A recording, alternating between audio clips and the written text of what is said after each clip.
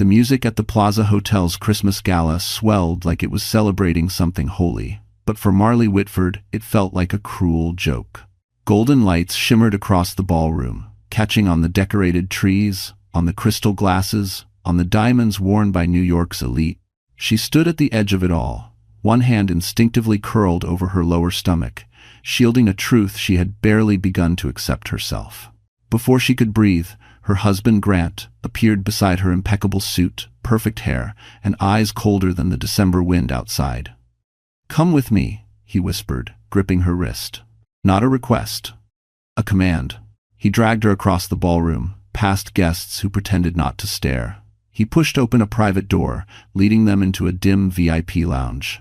The noise outside softened into a muffled hum, but Marley's heart thundered violently in her chest. Grant slid a stack of papers onto the marble table.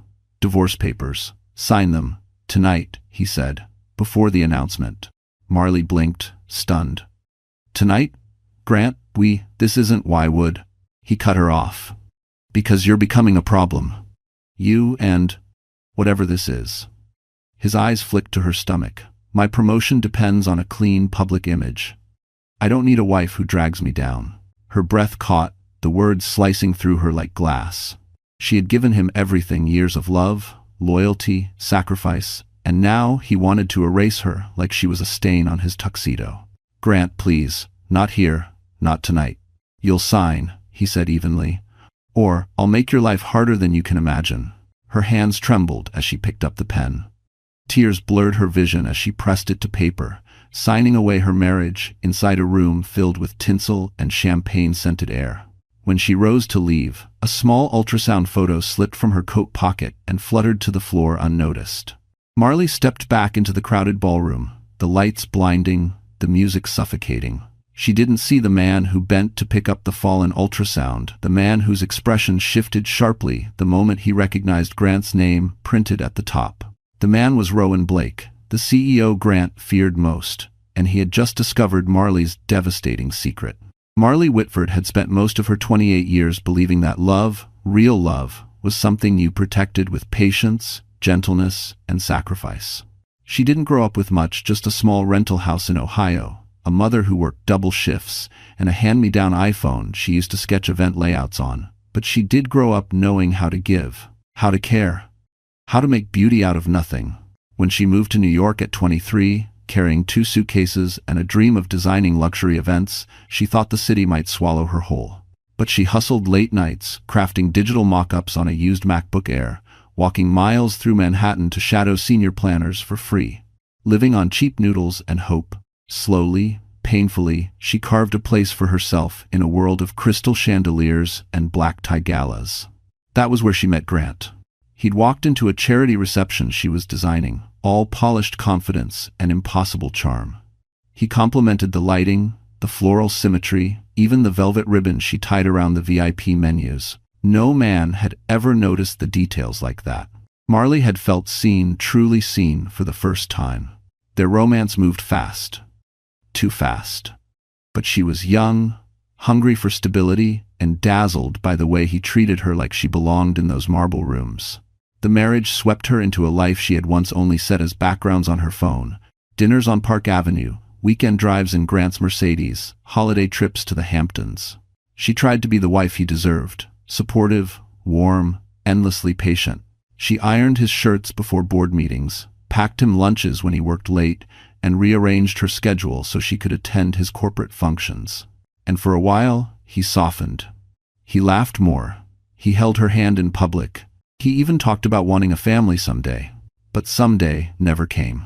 The moment Marley told him she was pregnant, unexpectedly, quietly, nervously, something in Grant's expression fractured. He masked it quickly, kissed her forehead, said all the right words. But the distance began that night. Cold silences, canceled dinners, a new phone she wasn't allowed to touch. And then came the cruelty she couldn't explain. The cutting remarks about her job, not being real work.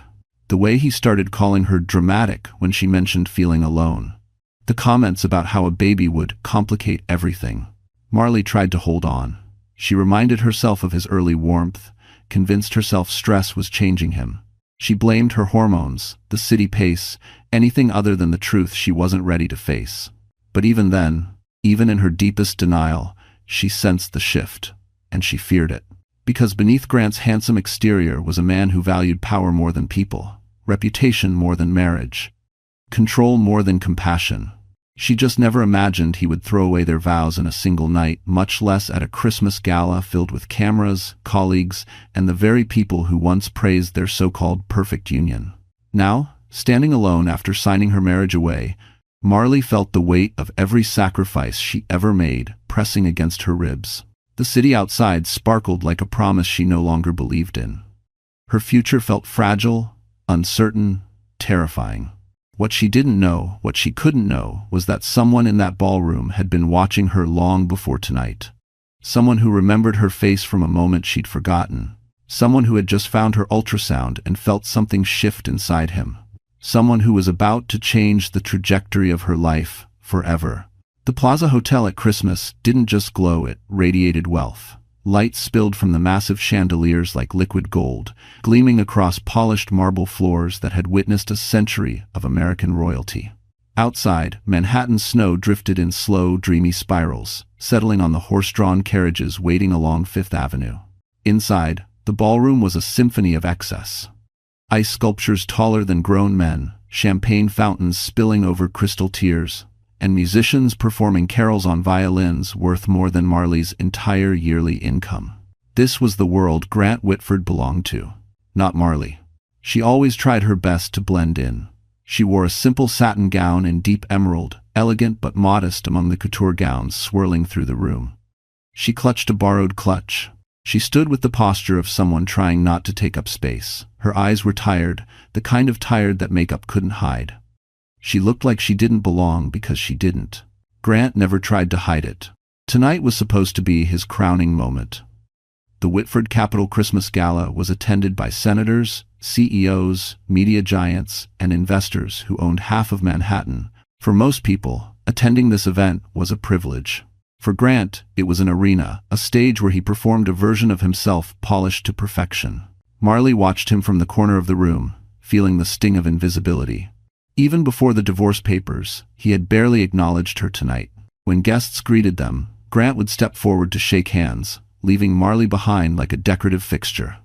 She saw the glances women threw her, sympathetic, pitying, amused. They all sensed something was off. And then there was the other woman. Sloane Carver moved through the ballroom like she owned it. Sleek red dress, perfect hair, the kind of confidence that comes from knowing you're the chosen one. Marley had no proof, no confession, no photos, but she felt it. The cold, sharp truth. Sloane didn't try to hide her smiles at Grant, the lingering touches to his arm, the way she placed herself strategically near him. It wasn't paranoia. It was betrayal, dressed in designer heels. The orchestra shifted into a softer melody, guests drifting toward the stage as Grant prepared to begin the annual fundraiser speech. Marley stood near the back, blending with the shadows, feeling smaller by the minute. Her heartbeat echoed in her ears, the ballroom suddenly too bright, too loud, too suffocating. She tried to steady herself, inhaling the scent of pine garlands and expensive cologne. She shouldn't have come tonight. She should have stayed home, curled under blankets, pretending everything was fine. But Grant insisted she attend. He said it would look bad if she didn't show up. Funny how appearances mattered more to him than the wife carrying his child. Her vision blurred for a moment. Stress, nerves, the pregnancy. She pressed a hand against a column, willing her body not to fail her in front of everyone. And then she felt it, not physical pain, but a shift.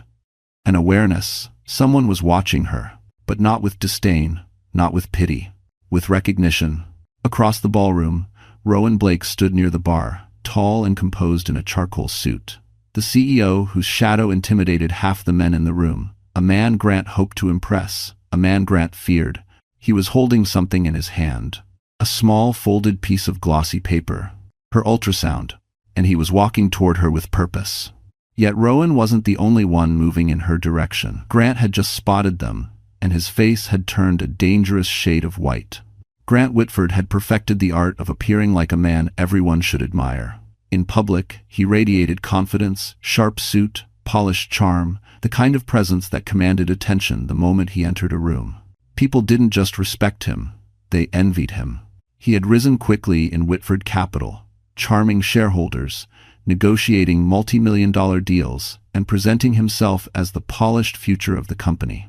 But beneath the surface, the truth was far less impressive.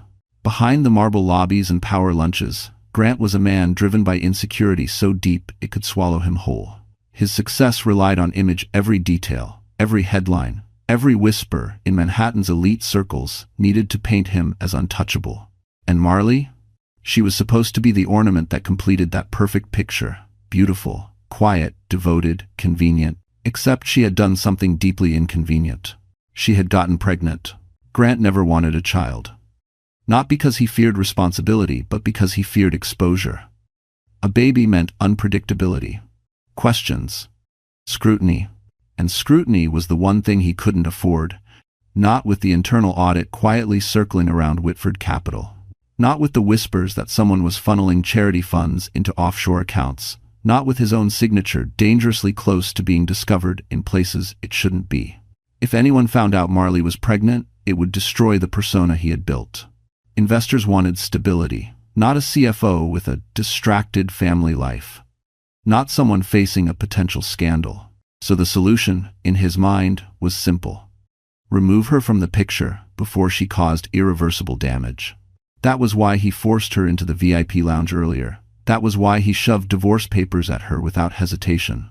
That was why he didn't flinch when she cried. Her tears were obstacles. Her pain was collateral. He didn't notice when she dropped the ultrasound. He didn't even notice she was shaking. The only thing he noticed was Sloane Carver standing at the edge of the ballroom, giving him a discreet nod. His pulse quickened. Sloane was more than a lover. She was leverage.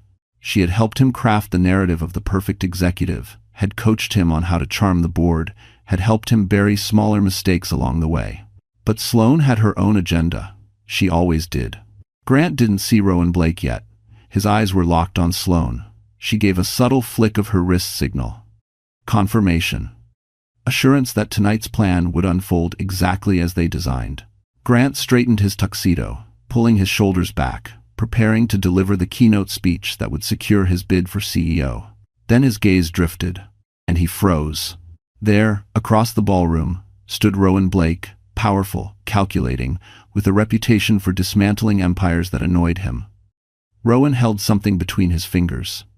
A glossy print, a medical image, an ultrasound. Grant's heart lurched into his throat.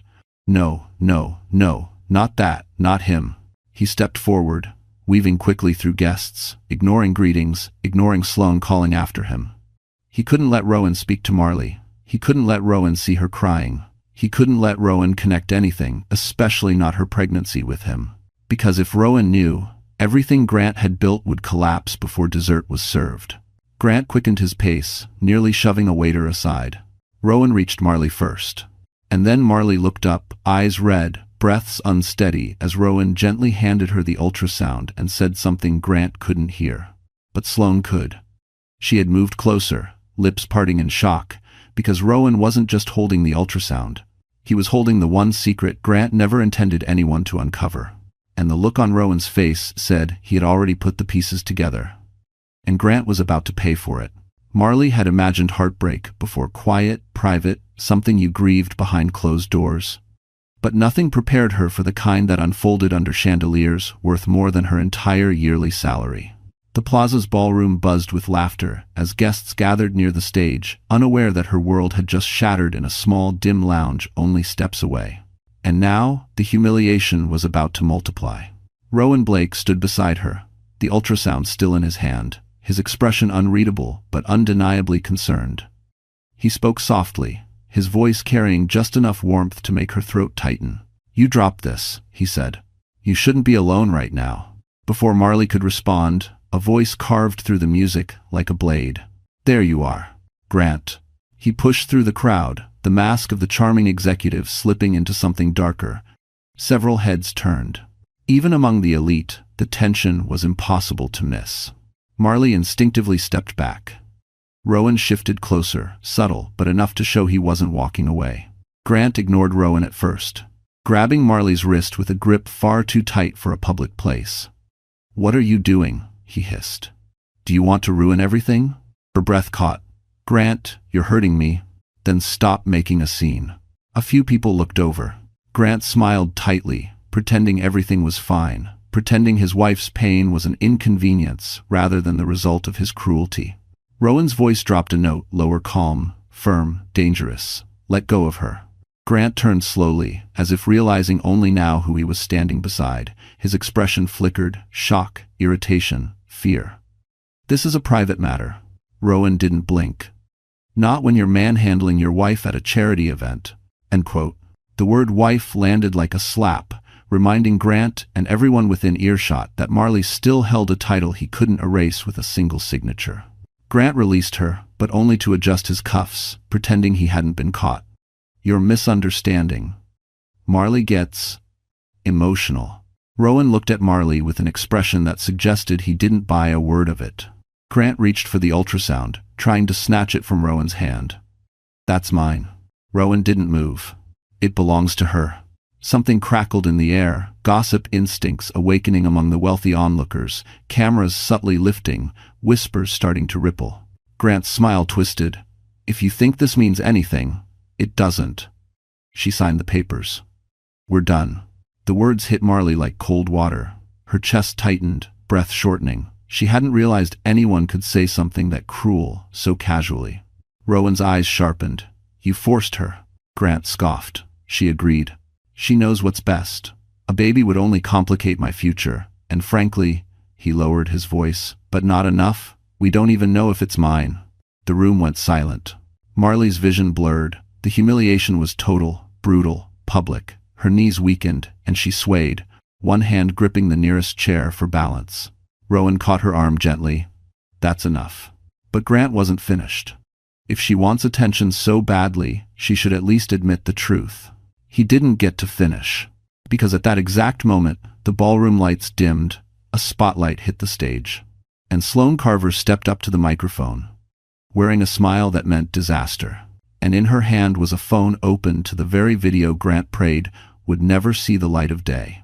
The ballroom erupted the moment Sloane lifted her phone. The screen glowed beneath the spotlight, illuminating her perfectly painted smile as she teased the crowd with a sweetness that felt like poison.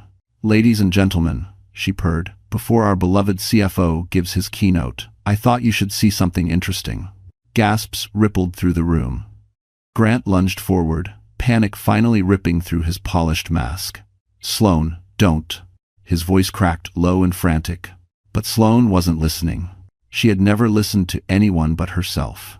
Marley couldn't hear the video yet. Her ears rang too loudly, her heartbeat pounding like a trapped animal against her ribs. The humiliation Grant had thrown at her moments earlier replayed in her mind. "We don't even know if it's mine." The words had lodged inside her like shards of glass. She felt herself shrinking, drowning in the weight of it all. The glittering room blurred. The orchestra, the applause, the whispers, they folded into a suffocating haze. "Marley," Rowan said softly beside her, "breathe."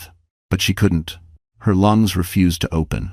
Every nightmare she feared was unfolding in front of hundreds of New York elites, people who would talk, gossip, judge, dissect her pain over brunch tomorrow.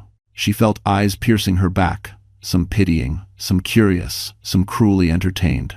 The tears she'd fought all night finally spilled. She stumbled away from Rowan, weaving through the crowd like a ghost in an emerald dress. Her vision streaked with light and shadow, the scent of pine garlands blending into nausea. She needed to leave. She needed air. She needed to not fall apart in front of every billionaire on the East Coast. She reached a quieter hallway, just outside the ballroom, gripping the wall as her knees buckled. Her breath came in shallow, choking bursts. Her hands trembled uncontrollably. Her chest tightened as if a fist were closing around her ribs. For a terrifying moment, she thought she might faint. "Please, not here. Not like this." Tears dripped onto her trembling hands. All the years she spent trying to be the perfect wife, the loyal partner, the quiet supporter, all of it felt worthless now. Grant had discarded her in seconds, like a stain he wanted to wash from his reputation. And worse, she believed him. Some part of her still believed she had failed. Her fingers curled over her stomach. "It's okay," she whispered to the tiny life inside her. I'm sorry. I'm so sorry.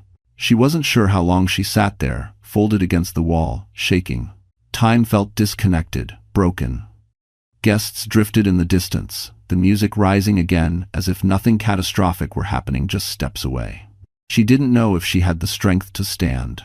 She didn't know anything anymore. Then footsteps approached, slow, controlled, purposeful. For an instant she braced herself, expecting Grant, expecting more venom, more humiliation. But when she looked up, it wasn't Grant. Rowan Blake knelt in front of her, his expression etched with something she hadn't seen in a long time, genuine worry. He held out a handkerchief, but he didn't touch her. He didn't push. He simply stayed there, lowering himself to her level, as if refusing to let her face the dark alone. You're not okay, he said quietly, and you don't have to pretend you are. Marley wiped her eyes with shaking hands. I shouldn't have come tonight. I shouldn't have. You shouldn't be treated the way he treats you. Rowan interrupted softly. For the first time all night, Marley felt her lungs loosen just enough to pull in a breath. But before she could respond, before Rowan could offer another word, a scream erupted from the ballroom, followed by the unmistakable shatter of glass. Then someone shouted Grant's name, and Rowan's eyes sharpened as he realized whatever was happening in that ballroom was about to change everything for all of them. The scream from the ballroom sliced through the hallway like a warning siren. Marley jerked upright, instinct and fear colliding in her chest. Rowan turned sharply toward the door, his posture instantly shifting from gentle concern to the focused alertness of a man used to handling crises. I need to see what's happening, he said quietly. Then he paused, his gaze softening just enough to show he wasn't leaving her behind. Come with me. Stay close. Marley's legs were still trembling, but she nodded. Rowan offered an arm, not touching, just steady, a silent anchor, and she rose slowly, breathing through the remnants of her panic. As they approached the ballroom, the sounds became clearer. Frantic whispers, shattered glass crunching under shoes, the abrupt silence of a crowd holding its breath. When they stepped inside, the atmosphere had transformed entirely. The glamour was still there, shimmering gowns, golden lights, but now it hovered uneasily above a room, thick with tension. At the center of it all stood Grant. His tuxedo jacket was off, his hair disheveled, and his face pale with the kind of fear Marley had never seen on him. Not anger, not arrogance, real fear. In front of him, projected onto the massive ballroom screen behind the stage, played the video Sloane had teased moments earlier, but now, there was no teasing. There was only exposure. The audio crackled through the speakers. Grant's voice. His real voice. Cold, calculating, damning. So what if the charity fund is missing a few million? No one checks these things. I'm the golden boy they'd burn before they blamed me. Gasps erupted through the guests. The Whitford board members turned ashen. Senators exchanged horrified looks. But it wasn't over. Another clip replaced the first. Grant laughing with Sloane in what looked like a penthouse suite, champagne in hand, bragging about manipulating financial reports, mocking the board, casually mentioning offshore transfers. Marley's breath caught. She had suspected infidelity. She had sensed cruelty. But crime? Fraud? Lies on this scale? She barely recognized the man on the screen. Sloane stood on stage now, arms crossed, wearing the pleased expression of someone who had waited far too long to watch someone else burn.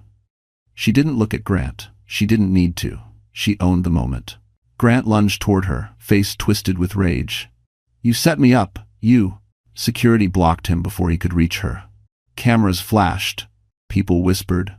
Someone actually cheered. Marley flinched as Grant's gaze snapped toward her. His eyes ignited not with fear this time, but with blame. As if all of this, every exposed sin, were somehow her fault. He tried to take a step toward her, but security tightened their hold. Rowan moved instinctively, stepping protectively in front of Marley. His voice was calm but laced with steel. Don't even look at her. Grant struggled against the guards. You think you're saving her? He spat. You think you know anything? His chest heaved as he glared at Marley. Tell him the truth about the baby. Marley's blood turned to ice. A murmur rippled through the crowd. Eyes turned toward her, judgment sharpened, cameras lifted. This wasn't humiliation anymore. This was a stage, and she was becoming the centerpiece of Grant's downfall. Rowan glanced at her, just briefly reassuring, grounding, but the moment shattered instantly when a new voice rose from the back of the ballroom. A voice filled with authority and finality. "Grant Whitford," the man said, stepping forward with a badge in hand. "You're coming with us." Marley stared, breath frozen. FBI. Grant's face drained of all color. But as the agents stepped forward, someone else emerged behind them, someone Marley never expected to see again. Someone whose presence made her knees weaken all over again. It was the last person on Earth who should have known about her pregnancy, yet he walked in, holding documents that proved he did. The moment Marley saw the man step forward, her blood ran cold. Dr. Kellen Rhodes, her former OBGYN, the last person she expected to see in a ballroom full of senators and billionaires. The last person who knew anything about her pregnancy besides Grant. He approached calmly, medical folder tucked under one arm, his usual quiet confidence strangely out of place among the chaos of Grant's unraveling life. Marley's throat tightened. Why is he here? How did he know? Rowan instinctively angled himself closer to her, his presence steady, protective. If he sensed her fear, he didn't show it outwardly, only the subtle shift of his stance revealed he was preparing for anything. Kellen stopped a few feet away, raising his hands slightly as if approaching a frightened bird. "Marley," he said gently, "I'm not here to make things worse." But the room was already whispering. The timing, the files, the familiarity in his voice. It painted a picture far more scandalous than the truth. Grant, red-faced and half-restrained by federal agents, barked out a laugh. "Well, would you look at that? Perfect timing, Doc. Why don't you tell them your little secret?" "Kellen," Marley whispered, voice shaking. "What are you doing?" Kellen exhaled slowly. "I was subpoenaed." That word struck her harder than she expected. Subpoenaed. Not invited. Not coincidentally present. He stepped closer, lowering his voice just enough so only she and Rowan could hear. "They're investigating irregularities in your medical records." Marley felt dizzy. "Irregularities? What?" Rowan's tone sharpened. "What kind of irregularities?" Kellen looked at her with a heaviness she didn't understand yet. "The kind that suggests someone tampered with them." Rowan's jaw tensed. "Grant?" Grant snarled from across the room. "You can't prove anything." And Chelendel. But the agents holding him exchanged glances. They'd heard enough to start asking questions of their own. Kellen continued, "The prosecution requested I bring the untouched originals. They need them for the fraud case." Then he looked directly at Marley, eyes softening. "I didn't know you'd be here, I swear." Marley clutched the wall to steady herself. All she wanted was to disappear, to step outside into the cold air and breathe without everyone's eyes cutting into her. But Rowan placed a steady hand by her elbow, not touching, but close enough to anchor her. "You're not alone," he murmured. Those 3 words nearly broke her all over again. In the ballroom, Sloane watched everything unfold with snake-like satisfaction. She leaned toward the microphone again, her voice gleaming with false sympathy. "It seems tonight's transparency is more than financial." The crowd gasped, hungry for drama. Kellen shot her a glare. "This isn't your stage, Miss Carver. Medical records are confidential." "Oh, please," Sloane smirked, as if confidentiality means anything tonight. But as she spoke, Rowan stepped forward, not loudly, not dramatically, but with the quiet authority of a man used to commanding entire boardrooms. "Turn off the projector," he instructed staff. "End the show." The staff obeyed instantly. Rowan didn't look at Sloane. He didn't look at the crowd.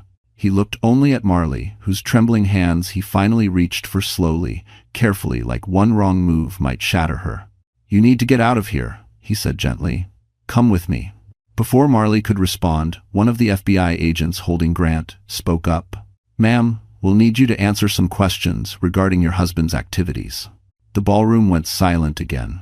Every eye in the room shifted to Marley. Rowan's posture changed, sharpening, tightening like a man ready to go to war with an entire federal agency if necessary. Because the agent wasn't just holding a badge, he was holding a warrant. And Marley Whitford's name was printed on it. For a moment, Marley couldn't move. Her name on a federal warrant felt like a punch to the lungs.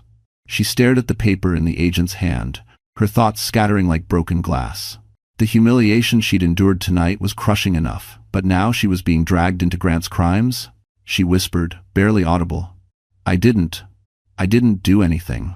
Grant laughed hysterically from across the ballroom. She knew. Of course she knew. She helped me. His panic twisted into desperation, his voice cracking with each word. Check her accounts, check her messages, she was involved. No, Marley gasped. No, I wasn't. But the room was already swallowing her voice. The crowd leaned in like predators tasting blood. Even those who had pitied her minutes ago now watched her with suspicion, eager for the next twist in the scandal consuming their Christmas gala. Marley felt the floor tilt under her feet. Then Rowan Blake stepped directly between her and the agents. His presence alone changed the temperature of the room. Conversation died instantly. Cameras froze midair. Even the agents straightened, recognizing the CEO whose legal team had crushed opponents far more powerful than Grant Whitford. Before you speak another word, Rowan said to the agent, his voice calm but lethal, you should know that Marley Whitford had no access, financial, contractual, or electronic, to anything related to Whitford Capital. That's not yet proven, Mr. Blake, the agent replied carefully. No, Rowan said. It's already documented. I have now authors of Velibitis. He reached into his jacket and handed the agent a sealed envelope, heavy, official. The agent opened it, scanning quickly. Whitford Capital Employee Access Log Report. Dated, stamped, verified. Marley's name was nowhere. Rowan continued, your subpoena arrived at my legal department earlier tonight. Since Whitford Capital uses Mercer Group's shared auditing system, the request crossed my desk. My team pulled every access log before you arrived. Marley blinked at him, stunned. He did that? For me? Grant lunged forward, voice rising. She deleted her tracks. She covered herself. Rowan didn't even look at him. She never had the credentials. The agent hesitated. Even so, we need to ask her. You will, Rowan said, with her attorney present. Not here. Not like this. The ballroom buzzed again. Some guests nodded approvingly, others frowned, disappointed the spectacle might end prematurely. Rowan's tone hardened. The woman is pregnant, publicly humiliated, and standing in the middle of a federal arrest involving her husband's crimes. You can question her, but you will not do it in a ballroom full of gossip-hungry strangers with camera phones. Even the orchestra had stopped playing. The agent shifted, then nodded. We can postpone the questioning until morning. Relief washed over Marley so fast her eyes stung. Her knees nearly gave out, but Rowan steadied her with a gentle hand, still, careful not to overwhelm her. Grant screamed, you can't protect her. She betrayed me. Rowan turned his head slowly, finally granting Grant his attention. No, Grant, he said. You betrayed everyone. Grant lunged again, but the agents locked his arms, dragging him toward the exit. His voice cracked in wild desperation as he shouted over the crowd. Marley, tell them the baby isn't. Enough, Rowan snapped, his voice slicing through the room like a blade. And then something unexpected happened. Rowan moved his hand to Marley's back, not possessive, not dramatic, but steady and undeniably protective, and guided her away from the gawking crowd. She felt the warmth of it like a lifeline. But as they stepped toward the hallway, Sloane Carver appeared again, eyes glittering with something far darker than triumph. She blocked their path and whispered, just loud enough for Marley to hear, "Oh, honey, you have no idea what Grant was hiding from you." And then she handed Marley a sealed envelope with her name written on it in Grant's handwriting.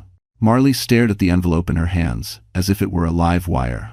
Her name was written in Grant's handwriting, sharp, impatient strokes she knew too well. The sight of it made her stomach twist. Nothing Grant ever gave her willingly brought peace. Only control, only fear. Rowan stood beside her, tense, watching Sloane with quiet suspicion. "What is this?" he asked. Sloane smiled, slow and syrupy, a predator savoring the moment. "Insurance," she purred. "Grant's, not mine. He wrote that weeks ago. Told me to give it to Marley if things ever fell apart." "Why would he do that?" Marley whispered. Sloane shrugged. "Grant was always preparing for disaster. He just never expected the disaster to be me." "I do," said. Before Rowan could respond, she turned and strutted away, heels clicking sharply across the marble like punctuation marks in a threat. Marley stood frozen, the envelope suddenly feeling too heavy to hold. Rowan gently touched her elbow. "You don't have to open it right now. but she shook her head. Yes, I do. Her fingers trembled as she broke the seal. A few sheets of paper slid out documents, photocopies, and a handwritten note. The first page made her breath hitch. Paternity report. Her vision blurred. She blinked hard and read the next line. Result. 0% probability of paternity. Grant Whitford is not the biological father. Marley staggered back, hitting the wall behind her. No, she whispered. No, that's not possible. I would never. Rowan stepped in quickly, his voice calm but firm. Marley, look at me. Tears welled in her eyes. I wasn't unfaithful. I swear, I wasn't. I believe you, Rowan said, not just firmly, but with a certainty that caught her breath. She clutched the paper. Then why? Why would he? Rowan took the document, scanning it with a hardened jaw. Because Grant knew something you didn't. Her heart pounded. What? Rowan hesitated just long enough to make her stomach drop. Grant can't have children. The world spun. Marley pressed a hand over her mouth as the implications crashed into her. Grant had known. He had known from the beginning. He had known before she even told him she was pregnant. And instead of admitting the truth, instead of communicating, instead of being human, he turned it into a weapon. Rowan continued, voice low. This paternity report isn't proof that the child isn't his. It's proof that he already knew the child could never be his. He was trying to build a narrative that framed you. Marley felt a sob break loose, raw, wounded, muffled behind her hand. Her entire marriage, every gaslit argument, every cold dismissal, suddenly reorganized into a truth far more vicious than she ever imagined. Rowan stepped closer. He wanted to control the story, make you the villain so when his crimes surfaced, he could shift blame. Her tears spilled freely now, but Rowan didn't look away. He didn't flinch. He didn't judge. He simply stayed, absorbing her pain with a steadiness that made her chest ache. How could he do this to me? She whispered. Because men like Grant only understand power, Rowan replied quietly. Not love. Marley's hands shook so hard she nearly dropped the papers. But then Rowan noticed something, another folded document tucked behind the others. He pulled it free. His eyes widened. This isn't just a paternity report, he said. This is something else. Marley's pulse kicked painfully. What is it? Rowan looked at her slowly, expression darkening. It's a legal transfer form, he said, voice tightening.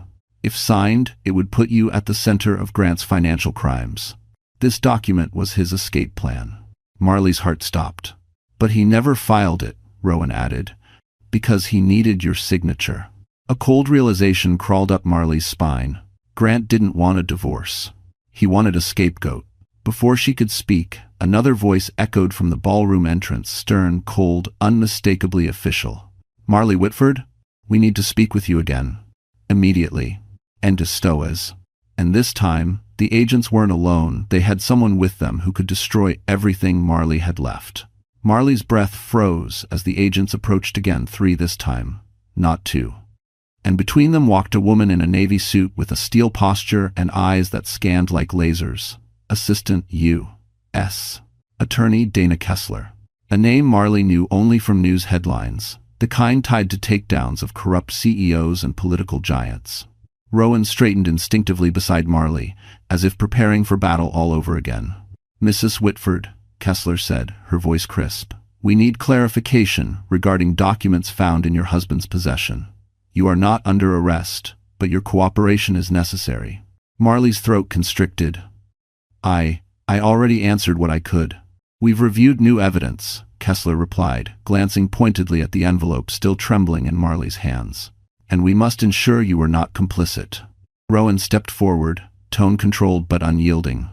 She wasn't. I'll represent her if needed. The agent to Kessler's right raised a brow. You're not her attorney. No, Rowan said, but mine will be here in 10 minutes. The agent opened his mouth to argue, but Kessler lifted a hand, silencing him. Her sharp gaze shifted to Marley. May I see what's in the envelope? Marley hesitated. The papers felt radioactive in her grip. These were left for me, Rowan added quietly. They implicate Grant. Not her. Kessler extended her hand. Let me confirm that. With trembling fingers, Marley handed over the documents. Kessler stepped aside, scanning each page with the precision of someone trained to dismantle lies for a living. Her eyes narrowed as she reached the falsified transfer form, Grant's trap. "This," she said, lifting the document, "is what we needed confirmation on." Marley felt her knees weaken. "I never signed anything. I never even saw that until tonight." "And that," Kessler replied, "may be the only thing that saves you." For the first time, Marley saw something soften in the prosecutor's expression. Not sympathy exactly, but recognition. Understanding. The look of a woman who'd seen other women destroyed by men like Grant. But before Kessler could say more, one of the agents leaned in and whispered in her ear, something urgent. Something that drained the color from Kessler's face. She turned to Marley again. "Mrs. Whitford, did you know your husband opened a bank account in your name?" Marley's heart lurched painfully. "What? No, I've never." "It contains over $800,000, Kessler said, her voice low. "All traceable to Whitford Capital's missing charity funds." Marley's head spun. 800,000? An account she'd never even heard of? Rowan swore under his breath. He tried to plant the entire scheme on her. Kessler nodded grimly. "This is textbook. Move stolen funds into an unsuspecting spouse's name, then claim ignorance when the audit hits." He was preparing an exit strategy. Marley pressed a hand to her stomach, nausea rising. I didn't know any of this." Kessler studied her, really studied her with the eyes of someone trained to read guilt like a second language. "She's telling the truth," Rowan said firmly. Finally, Kessler nodded. "We believe you, but we need one more confirmation." She glanced at the agents, lowering her voice. "Your husband gave a statement before he was escorted out. He claims you were aware of his condition." Marley blinked. "Condition?" Rowan's jaw tightened. Kessler continued. "Grant stated the pregnancy could not legally be linked to him, and implied you may have had a motive to hide the real father." Marley felt the words hit her like a physical blow. Her breath fractured. "No. He lied. He knew he—" She couldn't even finish. Shame and fury tangled in her chest. Kessler didn't flinch. "Mrs. Whitford, we're not charging you, but we need the truth. Do you know who the father is?" Marley's pulse roared in her ears. "Yes. Grant? It has to be Grant." Rowan looked at her with something complicated in his gaze: concern, protectiveness, and something else she couldn't name. Kessler folded the papers. "Then we'll need a DNA test." Tization. Marley froze. "A DNA test? In front of all these people? With this much at stake?" The prosecutor continued, "Not for your child, for you." Marley went still. "Me?" "Yes," Kessler said. "There is evidence your medical files were altered. We need to confirm your identity against the records your husband provided." The room seemed to tilt. Identity? Altered records? Confirm? Rowan reached for her shoulder just as her knees started to buckle. But before he touched her, Kessler added one final blow. "Mrs. Whitford, according to your husband's files, the woman listed as Marley Whitford isn't you." For a moment, Marley forgot how to breathe. Kessler's words echoed through her skull like a gunshot. "The woman listed as Marley Whitford isn't you." Everything inside her went numb. Rowan stepped forward instantly. "Explain, now." Kessler held Marley's gaze. "Your husband submitted medical records, financial paperwork, and identity documents to federal investigators. Those documents list a woman with your name, your birthday, but a different social security number, a different address history, a different everything." "I don't understand," Marley whispered. "How can that even?" "Identity substitution," Kessler replied. "A tactic used by white-collar criminals when they want to redirect blame. Grant created a second Marley Whitford on paper, a version of you who conveniently handled his financial accounts." Marley felt her stomach drop. "But why? Why go this far?" "To make you the perfect scapegoat," Rowan said quietly. "Criminals don't just erase evidence, they build new trails leading away from themselves." Kessler nodded. "Your husband planned to claim that the Marley Whitford in those files was you, that you opened the fraudulent bank account, that you funneled the charity money, that you misled him about the pregnancy to distract him." She paused. "He crafted an entire criminal persona, with your face." Marley's knees buckled. Rowan caught her elbow, grounding her with a steady hand. "I didn't know," Marley whispered. "I didn't know any of this. I didn't even know he—" He never intended you to know, Kessler said. You were supposed to take the fall if his schemes ever got exposed. Because, Min, those words hit harder than every insult, every betrayal, every cruel moment of the last year. Grant hadn't just abandoned her. He had engineered her destruction. Marley wrapped her arms around herself, trembling. I would never hurt anyone. I would never take money. I don't even know how to open an offshore account. We know, Kessler said, but to clear you, we need proof that you are actually you. Rowan stepped in, voice like steel. You'll get whatever you need. But she's done answering questions tonight. Kessler held his gaze. Normally, prosecutors didn't bend, but Rowan Blake wasn't a man people argued with lightly. Very well, Kessler said, but first one more question. Marley's chest tightened. Kessler continued, did you ever notice Grant taking your ID? Your passport? Your insurance card? Marley blinked. Then she froze. A memory surfaced, one she had brushed aside months ago. Grant waking up at 5 a.m. for a meeting. His suitcase half-packed, his expression cold, distant, and her wallet moved. I thought I misplaced it, Marley whispered. Rowan inhaled sharply. He stole it. Kessler nodded. He likely copied everything, built a shadow version of you, and used it to sign falsified approvals. Marley shook her head slowly, horror settling deep inside her. He didn't just cheat on me, he erased me. Rowan moved closer, not touching, but steady. No, he said quietly, he underestimated you. And for. Kessler gave Marley her card. We'll continue questioning tomorrow. For now, stay with someone you trust. Marley's eyes lifted to Rowan, stranger, ally, unexpected lifeline. He met her gaze with quiet certainty. You're coming with me. You're not spending tonight alone. Marley opened her mouth to protest, but exhaustion overtook her. She nodded, letting him lead her toward the exit, past the murmuring crowd, past the shattered remnants of her old life. But just as they reached the doors, a hotel staff member rushed toward them, breathless. Miss Whitford, there's someone waiting for you outside. Marley froze. Who? The staff member swallowed nervously. He said, he's family. Marley's heart pounded. She had no family in New York. And when she stepped outside into the snow, the man waiting for her was someone she never thought she'd see again, even in her nightmares. Snow swept across Fifth Avenue as Marley stepped outside, clutching Rowan's coat draped around her shoulders. The cold air stung her cheeks, grounding her after the chaos inside the ballroom. She expected maybe a distant relative, a lawyer, or even someone from Kessler's office. But not him. Never him. A man leaned against a black town car, breath fogging in the air. The street lamp lit his features, a face she once knew almost as well as her own. His jaw was rough with stubble, his eyes sharp and restless, his posture taut like a spring wound too tight. Liam Ward. Her ex-fiancé. Her ex-fiancé who disappeared 3 years ago without a goodbye. Her ex-fiancé who left her drowning in unanswered questions. Her ex-fiancé who had been the first person she ever trusted. Her stomach dropped so violently she thought she might collapse. His eyes flickered with something unreadable when he saw her. Marley. Irene. Today and. The sound of her name and his voice fractured something inside her. Rowan instinctively stepped forward, placing himself between them. You need to back up, Rowan said, low and controlled. Liam lifted his hands. I'm not here to cause trouble. I'm here because she's in danger. Marley's breath snagged. How do you even know what's happening to me? Liam's gaze softened. Because I've been trying to find you for months. Anger flared through her, sharp and dizzying. Find me? You walked out of my life without a word. You vanished.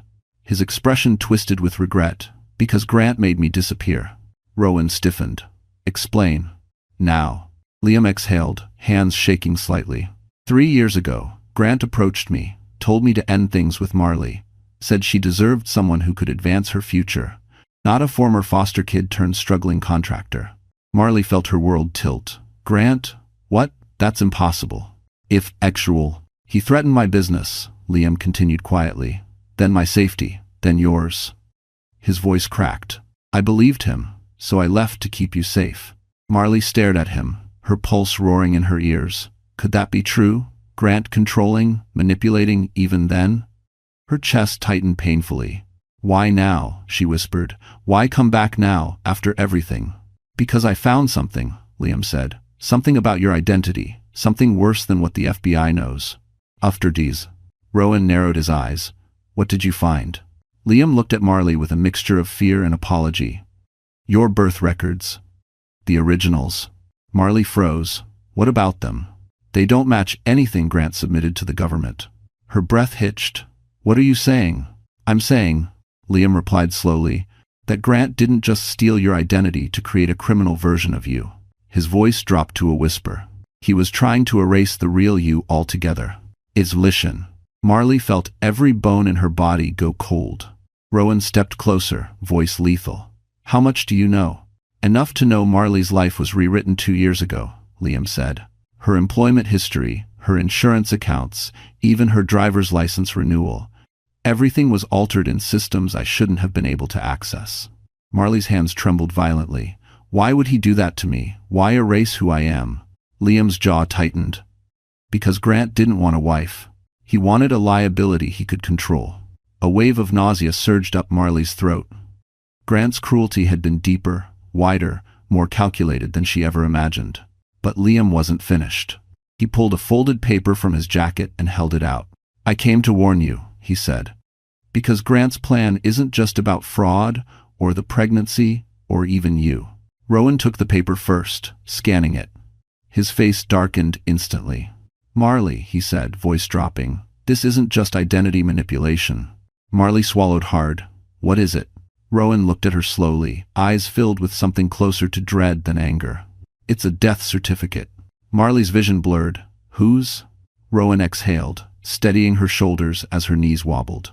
Yours. Marley stared at Rowan, waiting for him to say he was wrong, that she had misheard, that this was some hideous misunderstanding. But Rowan didn't look like a man who misspoke. He held the paper like it was a live grenade. Liam swallowed hard. Grant filed a death certificate for you 18 months ago. Marley blinked. Once, twice. The world dimmed at the edges. That's not possible, she whispered. I'm here. I've been here. Death certificates aren't filed to the public first, Rowan explained gently. They start in federal systems before trickling down to state records. If no one disputes them, they stay buried until someone needs them. Marley shook her head, panic rising like a wave. Why? Why would he do that? Why pretend I'm dead? Rowan exchanged a grim look with Liam. Because it allowed him to create a second identity for you, the criminal one, and if things got messy, the real Marley Whitford would legally no longer exist. Liam added quietly, he was planning to disappear, Marley, and take your identity, your recorded identity with him. Degresh. Her pulse hammered. So, what does that mean for me? Kessler's earlier words returned with chilling clarity. We need to confirm your identity. Now Marley understood why. Grant had not only stolen her life, he had written an ending to it. Marley felt the cold cut straight through Rowan's coat, through her skin, down to her bones. She wrapped her arms around herself, but nothing could hold her together in that moment. Liam took a small step toward her. I'm sorry. I should have come sooner. I should have. Rowan cut him off with a sharp glare. You left her vulnerable once. Don't do it again. Liam's jaw tightened, but he didn't argue. Marley stared at the death certificate in Rowan's hands. Her name, her birth date, a falsified place of death, signed by someone she didn't know, a notary stamp she'd never seen. It felt like looking at her own grave. Her voice cracked. He wanted to erase me. Rowan softened, his tone deep and steady. He wanted to control every version of you, but he didn't erase you, Marley. You're still here. She lifted her eyes to him, her heart splintering at the kindness she found there. Kindness she hadn't felt in years. She wanted to believe him. She wanted to trust the warmth in his voice. But fear held her hostage. What if the FBI doesn't believe me? She whispered. What if this makes everything worse? What if they think I'm the fake? Rowan stepped closer. Then I'll fight for you. To Daler. Liam added, voice cracking. We both will. But Marley didn't know if she could trust him again. Not after he'd abandoned her. Not after he'd let Grant tear her world apart without warning. Confusion tangled with fear until she felt physically dizzy. She pressed a hand over her stomach. The baby fluttered, a small, fragile reminder that she wasn't alone. She wasn't just fighting for herself. Rowan noticed the motion and lowered his voice. You need protection tonight. Real protection. Grant wasn't acting alone. Someone helped him file these documents. Someone who could still be out there. Liam nodded. He had partners, people who owed him favors. Rowan took a breath. I'll get you to a safe place. But before Marley could respond, a black SUV screeched to a stop at the curb. All three of them turned. The back door opened with a soft mechanical click. A woman stepped out, sharp dark coat, discreet earpiece, posture like a fortress. Marley Whitford? She asked, her voice calm but cold. You need to come with us, right now. Rowan stepped forward. Who are you? The woman lifted her credentials. Secret Service. Marley's heart nearly stopped. But the woman wasn't looking at Rowan. She wasn't looking at Liam. She was looking straight at Marley. You're under federal protection, she said. Your life is in immediate danger, and the threat is not your husband. And wealth. Snow flurried in frantic spirals as Marley stood frozen between Rowan and Liam, staring at the Secret Service agent, whose expression held no softness, no hesitation, only urgency. My life is in danger? Marley whispered. From who? Grant is already in custody. The agent shook her head. The threat isn't Grant Whitford. He's small compared to the people he was working with. That sentence dropped like a stone in Marley's stomach. Rowan stepped forward, calm but lethal. She isn't going anywhere until you tell us exactly who sent you. The agent met his stare without flinching. Director Hale. Liam cursed under his breath. Rowan's jaw clenched so hard Marley heard it. Director Hale. Head of the Financial Crimes Division. A man with enough power to bury cases or bury people. But why Marley? The agent continued. Director Hale wants her under federal protection immediately. We have reason to believe she was never the final target. She was the cover. Enfori. Rowan stiffened. Cover for what? The agent glanced at Marley. For whoever Grant's partners were trying to eliminate. Marley felt dizzy. You think someone used me? You were the perfect shield, the agent said. A woman with no public footprint, no powerful family, no high-profile job. If Grant had succeeded in erasing your identity, you would have vanished quietly with no one to question it. Marley's knees weakened. Rowan reached out instinctively, steadying her shoulders with warm, grounding hands. You're safe with me, he murmured. But the agent interrupted. She's not safe with anyone right now. There's been an attempted breach at her apartment. Someone was inside. Marley gasped, her pulse spiking. Inside? When? 10 minutes ago. Liam swore again. Rowan's face darkened. They were looking for something, the agent added. And they didn't care if they were seen. Rowan's voice dropped. She's not going back there. She won't, the agent said. We're taking her to a federal safe house. Marley's breath trembled. She didn't want to go. She didn't want to leave Rowan's side. He was the only steady thing she'd had all night. But she also didn't want to put him in more danger. Rowan, she whispered, maybe I should. I'm coming with you, he said immediately. That's not permitted, the agent replied. Rowan stepped forward, full CEO authority shifting into place. You can arrest me later, but she's not leaving with strangers after what she's been through. The agent hesitated. She clearly wasn't used to being challenged, but Rowan Blake wasn't a man easily dismissed. Finally, she nodded once. Fine. But you follow orders. Rowan slipped a reassuring hand along Marley's back. Always. Liam cleared his throat. I should come too. Rowan didn't look at him. No. Marley might need me. She needs stability, not unfinished history. One thing, dammit. Hey, Liam snapped. I'm trying to protect her. Rowan finally turned, eyes sharp. Then stop complicating her life. Marley stepped between them weakly. Please, not now. I can't handle any more fighting. Her voice cracked, and both men immediately softened. The agent opened the SUV door. We have to go. Now. Marley took a shaky step forward, then stopped. Standing across the street, partially obscured by falling snow, was a man in a long black coat. He wasn't moving. He wasn't hiding. He was watching. And when the SUV headlights swept across his face, Marley saw something that made her heart seize. The man wasn't a stranger. She knew that face. She had seen it in a photograph hidden inside Grant's desk drawer. The man Grant once referred to as the partner I can never disappoint. And he was staring directly at Marley, For a moment, the world felt utterly silent. Snow drifted between Marley and the man across the street, soft and weightless, completely at odds with the way her stomach dropped. Rowan noticed her freeze. "Marley? What is it?" She couldn't look away. "That man? I've seen him before." Rowan followed her gaze, his posture shifting instantly into alertness. Liam stepped closer too, eyes narrowing. The stranger remained motionless under the street lamp, hands in his coat pockets, head angled just enough to show he wasn't trying to hide. He wanted to be seen. His presence wasn't an accident. Marley whispered, "He was in a photo I found in Grant's desk. Grant called him the partner I can never disappoint." Rowan tensed. "Name?" Marley swallowed. "Victor Halden." Rowan swore under his breath. Even the Secret Service agent stiffened. Liam muttered, "You've got to be kidding.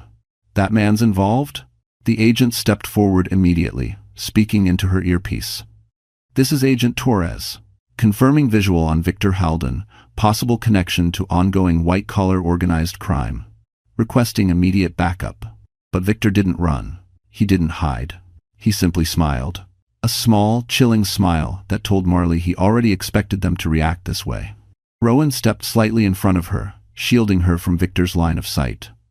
Liam followed suit from the other side, and for a strange, silent second, both men aligned in one instinct to protect her. The SUV engine hummed behind them, doors still open. "Get her inside," Agent Torres ordered, "now." But Marley couldn't move. Her feet felt glued to the icy pavement. Victor raised one gloved hand, not threatening, just acknowledging, as though greeting an old friend. Then he mouthed something across the street. Rowan noticed. "What is he saying?" Marley's voice came out faint, shaken. He said, "You were never the target." Rowan's eyes hardened. "Get in the car, now." "Is Bremen." Liam touched her arm. "Marley, go, we'll cover." Rowan grabbed Liam's collar and yanked him back. "You're not covering anything. Both of you stop," Marley whispered, panic climbing up her throat. "Please." But Victor had already begun walking toward them. Not fast, not slow. With the confidence of a man who feared nothing, not the Secret Service, not the FBI, not the chaos he'd orchestrated. Agent Torres drew her weapon. "Halt, hands where I can see them." Victor didn't listen. Torres shouted again, louder. Other agents nearby turned, scanning for threats. Rowan placed a firm hand on Marley's back and nudged her toward the SUV. "Get in, now." Marley finally moved, gripping the doorframe. But before she climbed in, Victor stopped walking. He reached into his coat. Torres yelled, "Don't." He pulled out a phone. Just a phone. He tapped the screen, and a notification chimed on Rowan's device at the same time. Rowan frowned and pulled it out. A single message.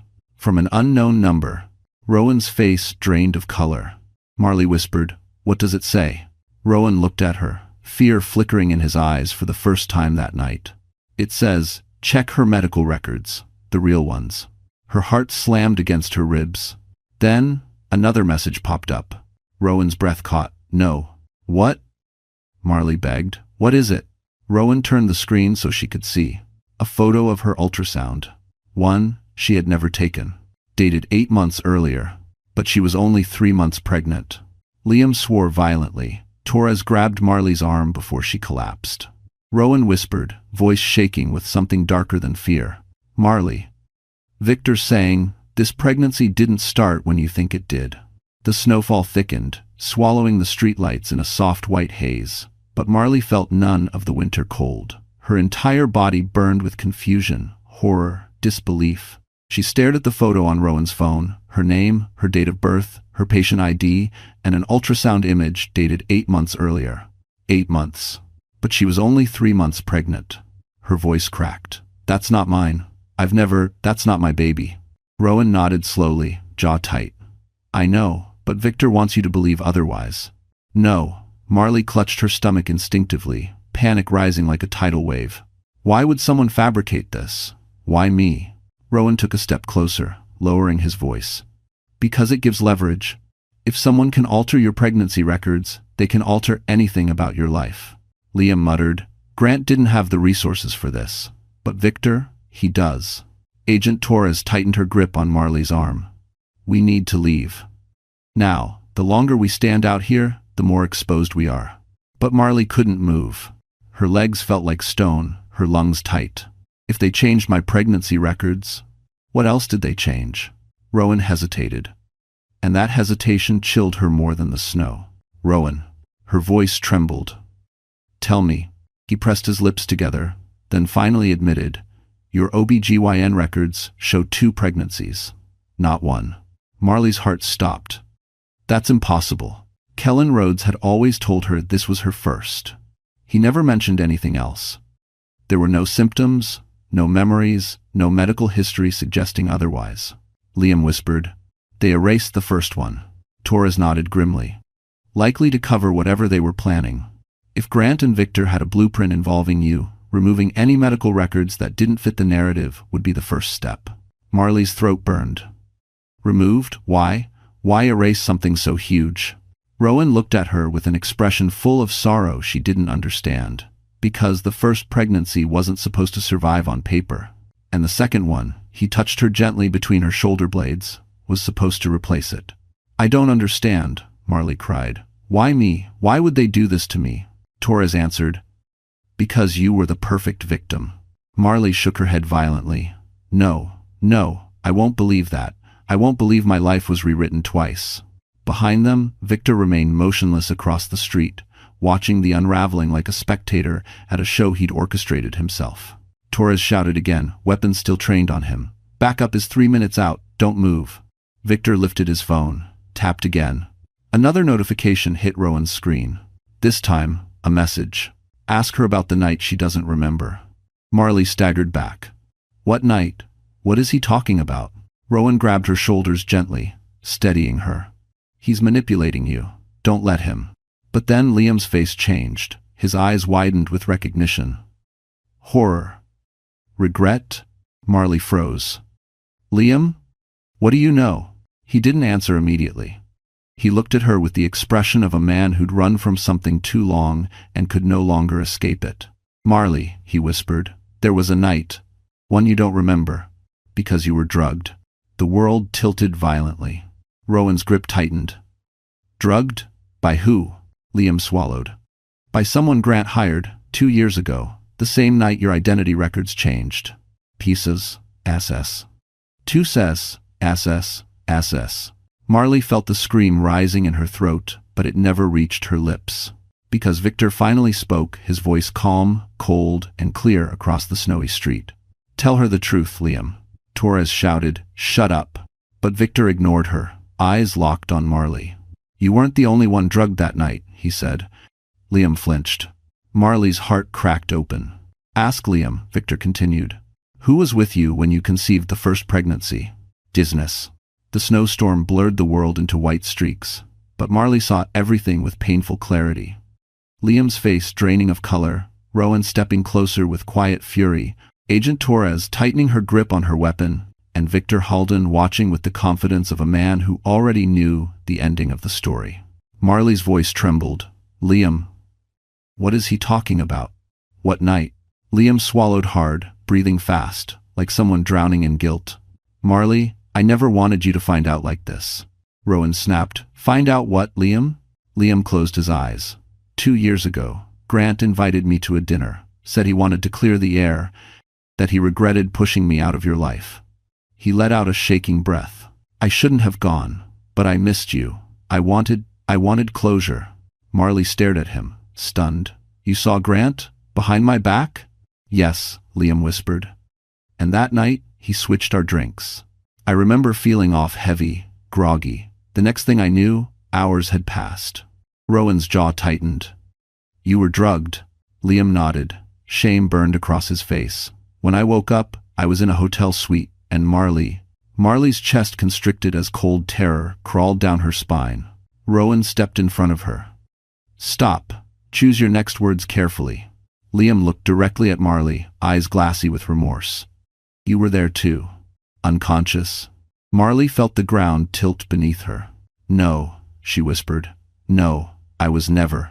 You don't remember because Grant made sure you wouldn't, Liam said. He hired someone connected to Victor to alter your medical records afterward, and then he filed that death certificate to bury everything. Agent Torres cursed quietly. This is bigger than identity theft. This is damn near trafficking. Rowan's voice lowered to something dangerously calm. Touch her again, and I'll end you. I never touched her. Liam's voice cracked. I swear on my life I didn't know what was happening. I woke up fully clothed on the other side of the suite. I never laid a hand on her. Marley's breath came in shallow bursts. Then why is Victor saying?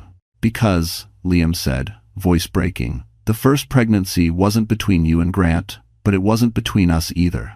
Rowan froze. So did Torres. Marley's heartbeat crashed in her ears. Victor's voice cut the silence like a knife. Liam isn't lying. He wasn't the father.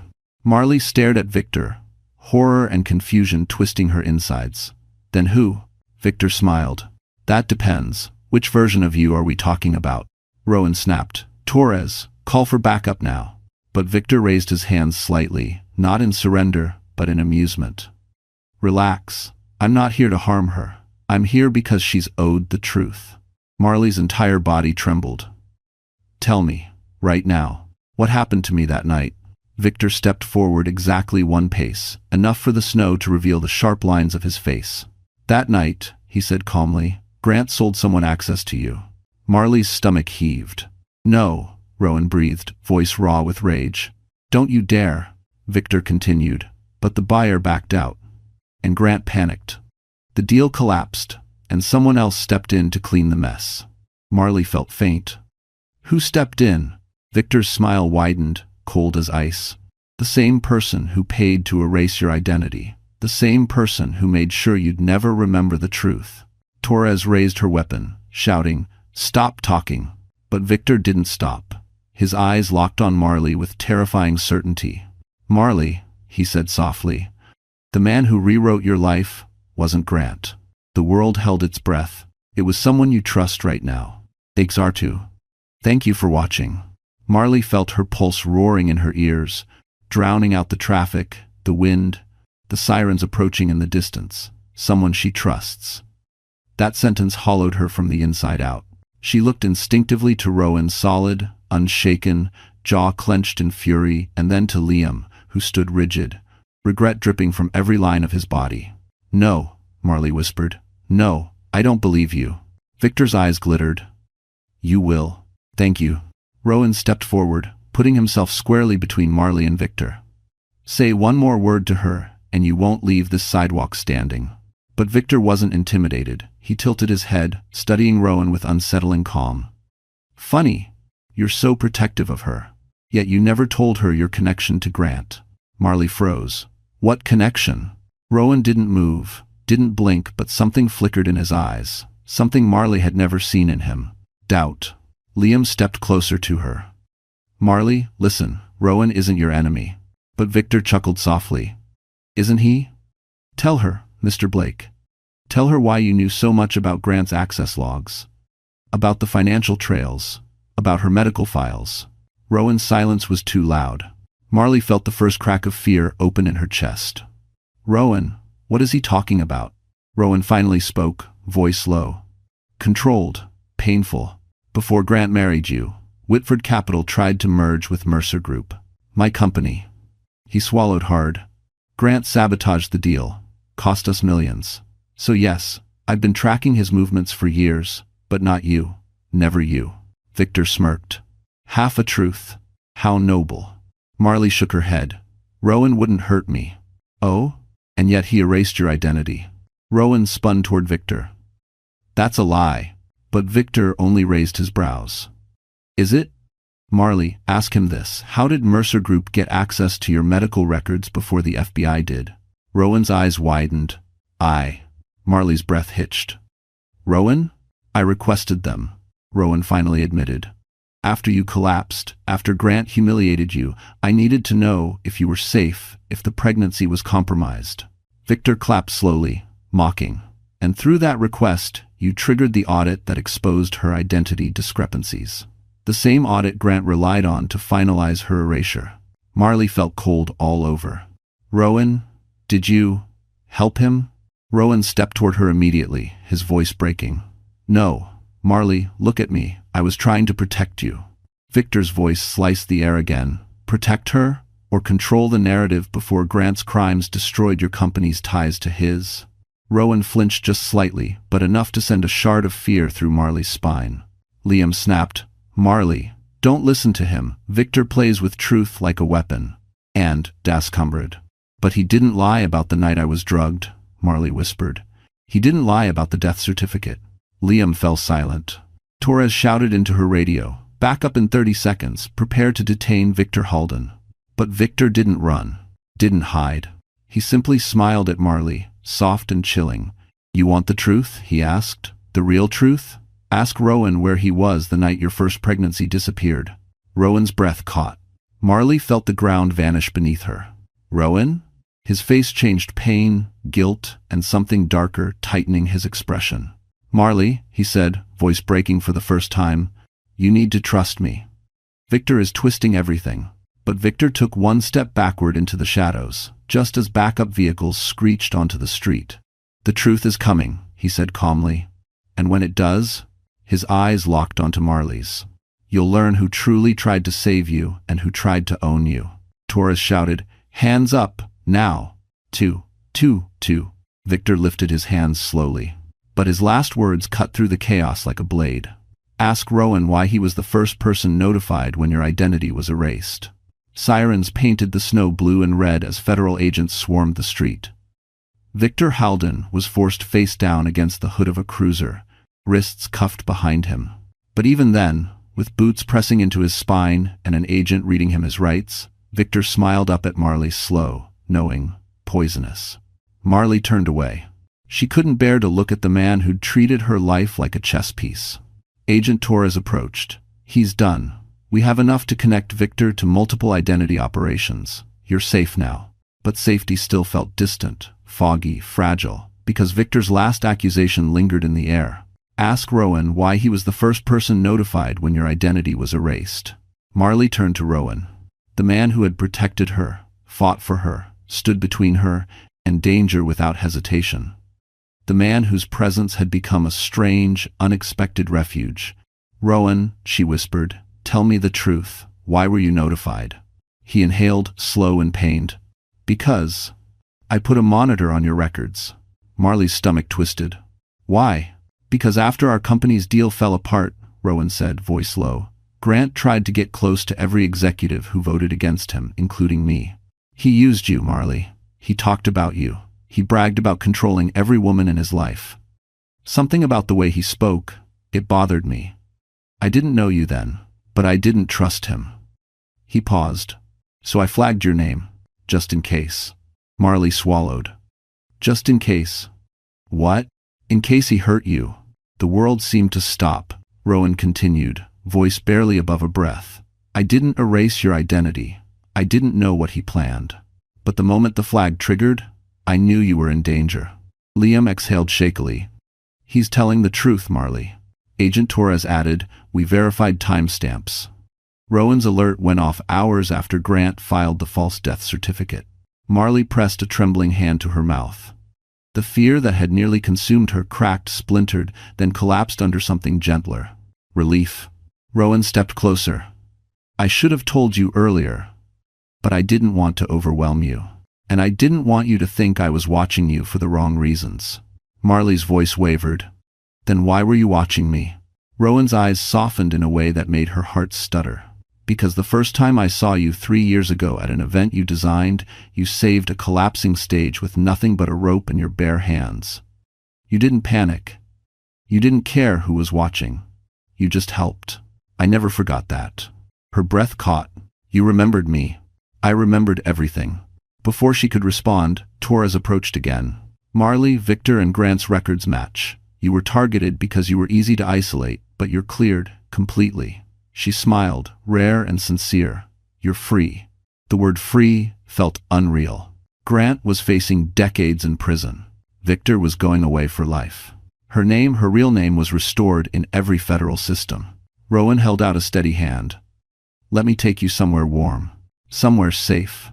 Tonight is the end of what was done to you. Marley looked at him, and for the first time in years, she felt something like hope bloom inside her chest. "I'd like that," she whispered. A soft snowfall settled around them as Rowan helped her into the SUV, his hand never leaving hers. She wasn't trembling anymore. For once, she wasn't running. She was rising. As the door closed, Agent Torres's radio crackled with a final update. "Be advised. Victor Halden is demanding to speak to Marley Whitford. He says he has one last name to give her." Torres frowned. "Whose name?" "Static." "Then, the father." Marley froze, and Rowan's hand tightened around hers because this final truth would change everything again. The SUV door had barely closed when Agent Torres turned toward Marley, her expression unusually grave. "Victor is insisting," she said quietly. "He claims the father's name will clear you and expose the last piece of the operation." Rowan's grip tightened around Marley's hand. "She doesn't need more pain tonight." But Marley shook her head softly. "I need the truth." Torres nodded and stepped aside as two agents hauled Victor closer, his hands cuffed, but his posture still disturbingly composed. Snow dusted his shoulders like frost on stone. He glanced at Marley, eyes sharp as a blade. "Relax. You're safe now. I owe you one last truth." "Then say it," Rowan snapped. Victor's gaze slid toward Rowan with a smirk. "Oh, you'll want to hear this too." Torres raised a warning hand. "Make it fast." Victor inhaled once. The first pregnancy wasn't viable. Grant knew. He had medical confirmation before Marley ever did. He erased the record to hide his own infertility. But the second pregnancy, the real child, was protected by someone else. Marley's heart pounded. "Protected by who?" Victor tilted his head. "By the man who made sure Grant couldn't sell you. The man who bought that night not to harm you, but to save you." Rowan stiffened. "Enough riddles." Victor smiled. "The father is the one who stopped Grant's plan when it began." Silence fractured the air. And then Victor said the name. "Rowan Blake." The world dropped out from under Marley. Rowan stepped back as if struck. "That's a lie." Victor shrugged. "The night she was drugged, you paid the handler to pull her out of the operation. Grant had planned to sell her to an offshore buyer. But Rowan intercepted the transfer, paid triple to stop the deal. He never touched her. He just saved her. And he didn't know she was pregnant." Marley's breath caught. "Rowan, is this true?" Rowan's voice broke. "I tried to keep you safe. I didn't know who you were. I only knew Grant was hurting someone, and I couldn't let it happen." His eyes glistened. "I didn't know the consequences." Victor continued. "Rowan moved you from the suite to a secure room and left before you woke. No one touched you afterward. The child is yours. Yours alone." Torres stepped in. "We confirmed genetic timestamps. Victor isn't lying. Rowan didn't father the baby. He protected you." Marley's knees buckled in relief. Rowan caught her gently. Her tears spilled not from fear this time, but release, freedom. Grant had never owned her. Victor had never controlled her. Her child was safe, untouched by the darkness men tried to force into her past. Rowan whispered, voice raw. "I'm sorry you learned it like this, but I'd do it again. 1,000 times." Marley looked up at him, heart swelling with something she hadn't felt in years' trust. Victor was dragged away, finally silent. Torres exhaled. "This case is closed. Marley Whitford is cleared of all suspicion and assigned temporary federal protection until the sentencing hearing." The snow eased to a gentle drift as Rowan helped Marley into the warmth of the SUV again. She leaned her head on his shoulder, feeling safety for the first time in years. "Rowan," she whispered. "Yes? What happens now?" Rowan turned to her, brushing a stray tear from her cheek. "Now," he said softly, "you get to live the life they tried to steal. And if you'll let me, I'd like to be part of that life." Marley's breath caught. Her answer came not in words, but in the way she reached for his hand, steady, sure, choosing him. 6 months later, Marley stood in a sunlit garden overlooking Manhattan, wearing a soft ivory dress, her newborn daughter asleep against her chest. Rowan Blake stood beside her, her protector, her partner, her future. Justice had been served. Grant was sentenced. Victor disappeared into life imprisonment. Marley's identity was restored. Her name was hers again, and her heart finally was too. But as she kissed Rowan under the spring blossoms, a letter arrived at the safe house, from a woman claiming to know Marley's mother. "So, that's how the story finally closes. And if you're still here with me right now, my friend, then something in Marley's journey must have touched your heart in a way you maybe didn't expect. Maybe it reminded you that life can break us, but it can also rebuild us into someone stronger, kinder, and more awake than before. This story teaches us that healing isn't loud. It happens quietly when we choose ourselves after years of choosing the wrong people, when we walk away from what hurts, even if our voice shakes. You know, Marcus Aurelius once wrote, "The impediment to action advances action. What stands in the way becomes the way." What tried to destroy Marley became the very path that set her free. And that happens in real life too. Sometimes, the deepest betrayal is the doorway to the life we were meant to live. So if you're carrying pain tonight, don't forget you're still moving, still growing, still here. And that matters. If this story reached you, even a little, give it a like, share it with someone who might need it, and subscribe so we can keep walking through these stories together. You're not alone. Not here. Not ever.